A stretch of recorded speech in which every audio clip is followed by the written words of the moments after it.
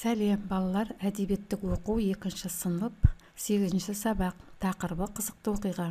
Бүгінгі сабақта мәтіннің тақырыбын анықтайсың, ондағы негізгі ойды табасың. Шыңнан өткен осындай күлкілі әрі қызықты оқиға болса есіңе түсір. Балалар класста сыныптың ішінде өздерің бір-біріңе өткен әңгімелеп айтып көріңдер. Ендеше біз Арманқартай 2-ші тапсырманы орындаймыз. Ұядан не көрсең ұшқанда соны ілерсің деген Бауыржан Момышұлының әңгімесін оқимыз. Өздерің түсініп, мәнерлеп оқып шығыңдар. Біз сұрақтарға жауап береміз. Бауыржан Момышұлы жазушы, батыр, Жамбыл облысында дүниеге келген, батырлық үлгі насихат туралы шығармалары бар. Бауыржан ата қай кезін еске алады? Оқиға не туралы? Бауыржан ата балалық шағын есіне алды. Оқиғада сәлемдесудің маңызы туралы айтылған. Мәтіннің ең соңғы 2 сөйлемін жазып көшіріп алыңдар балалар. Не түсіндің? Әңгімелеп айт. Жарайсың балам. Үйге кіргенде әрқашан үлкендерге сәлем беруді ұмытпа.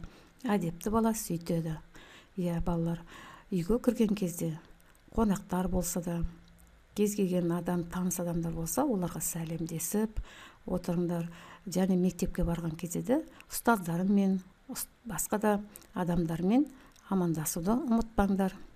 Бұл жолдар, яғни жаңағы өз көшіріп алған жолдар мәтіннің негізгі ойы болады. Мәтінде осы ой басталып, жалғасады және аяқталады.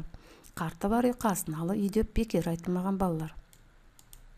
5-ші тапсырма. Талдап көрсетіңдер. Негізгі ой, сұрақтар. Басталуы.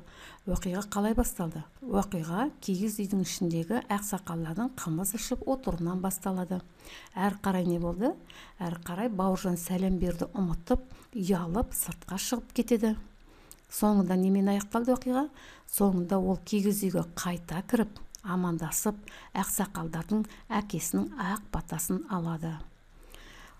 6-шы. Отбасында саған қандай ақыл кеңес айтады? Мәтіндегі оқиғаға сәйкес нақыл сөздерді белгіле. Ата-ана маған үлкенге құрмет көрсет, кішіге ізет көрсет, әрқашан амандасып жүр деп ақылдарын айтып отырады. Мәтіндегі оқиғаға сәйкес нақылсыз ол сәлем сөздің анасы. Балалар, бүгін біз тақырыбын анықтадық және мәтіннің негізгі ойын белгілеп анықтадық. Осымен сабағымыз аяқталды.